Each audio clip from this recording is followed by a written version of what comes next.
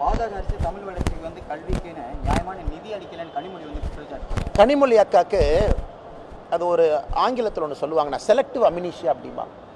Selective அம்னீஷியானா அப்பப்போ அதை மறந்துடுவாங்க. சூர்யா ஒரு படத்தில் நடிச்சிருப்பார், அப்பப்போ மறந்துடுவாங்க என்ன நடக்குதுன்னு. ஸோ கனிமொழி அக்காவை பொறுத்த வரைக்கும் இந்த 2006 to 2014 மறந்தாச்சு.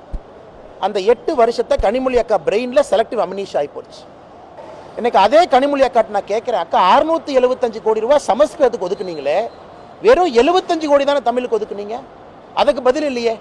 உங்களுடைய ஆட்சியில் நீங்கள் செஞ்ச தவறு இது. பிரதமர் மோடி அவர்கள் கடினப்பட்டு தமிழகத்திலிருந்து தமிழை உலகம் முழுவதும் எடுத்துகிட்டு போகிறார். அதனால் கனிமொழி அக்கா அவர்கள் செலக்டிவ் அம்னீஷியாவில் இருக்கிறாங்க. அவர்களுக்கு யூபிஏ டைமில் நடந்ததெல்லாம் மறந்து போச்சு.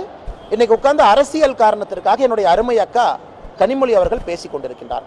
திருமாவளவன் அவர்கள் சிபிஎஸ்இ ஸ்கூல் நடத்திட்டு அண்ணன் முதல்ல கேள்வி கேட்டீங்க, இன்னைக்கு பதில் சொல்றாரு இந்த மாதிரி. அக்கா கனிமொழி அவர்களுடைய மகன் சிங்கப்பூர் சிட்டிசன். கனிமொழி கருணாநிதி அக்காவுடைய பையன் சிங்கப்பூர் சிட்டிசன். உலகத்தரம் வாய்ந்த நாட்டில் அவர் படிச்சுட்டு இருக்கார். சிங்கப்பூர் சிட்டிசனாக இருக்கக்கூடிய கனிமொழி அக்காவுடைய மகன்கிட்ட போய் நீங்க தமிழ் மட்டும்தான் படிக்கணும்னு கேட்பீங்களா? சிங்கப்பூர் சிட்டிசன்ல அத்தனை மொழியை கனிமொழி அக்காவுடைய பையன் படிப்பான்.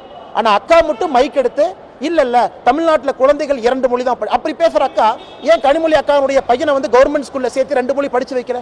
இன்னைக்கு மொழியை பத்தி அவ்வளவு பேசுறாங்களே, நாங்க பெரியாருடைய பேத்தின்னு சொல்றாங்களே, கலைஞர் கருணாநிதி அவருடைய மகள்னு சொல்றாங்களே, ஏன் அவருடைய குழந்தைக்கு சிங்கப்பூர் சிட்டிசனாக ஒரு நியாயம், தமிழகத்தில் இருக்கக்கூடிய ஏழை பெற்றோருடைய குழந்தைகள் அரசு பள்ளியில் என்ன ஒரு நியாயம்? நாங்களும் கேட்போம்ல. பள்ளி கல்வித்துறை அமைச்சர் என் பையன் கிட்ட சொன்னா, அப்பா 7ஆவதுல உன்னை ட்ரை பண்ணி பார்க்குறேன், பிரெஞ்சு படிப்பான்னு நான் சொன்னேன். உங்க குழந்தைக்கு ஒரு நேரம், அதனால தான் இதை சமக்கல்வின்னு சொல்றோம். எல்லோருக்கும் சமமான வாய்ப்பு அப்படின்னு தான் நீ பேன் பண்ணு. தமிழ்நாட்டுக்குள்ள எங்கேயுமே 3வது மொழி இல்லைன்னு பேன் பண்ணு, பிரைவேட் ஸ்கூலை பேன் பண்ணு, சிபிஎஸ்இ பேன் பண்ணு, உள்ள விடாத. எதுக்கு நீ 2 விதமான மக்களை உருவாக்குற? அதான் எங்களுடைய அடிப்படை கேள்வி. 2 விதமான மக்களை எதற்காக உருவாக்கின்றாய் என்பதை அடிப்படையில் கேட்கிறோம். 2 விதமான சமுதாயத்தை நாம் உருவாக்குறோமா? அதற்கு மாநில அரசிட்ட பதில் இல்லை. சம்பந்தம் இல்லாமல் திருப்பி கொண்டு போய் தொகுதி மறுசீரமைப்பு என்று பேசிக் கொண்டிருக்கின்றார்.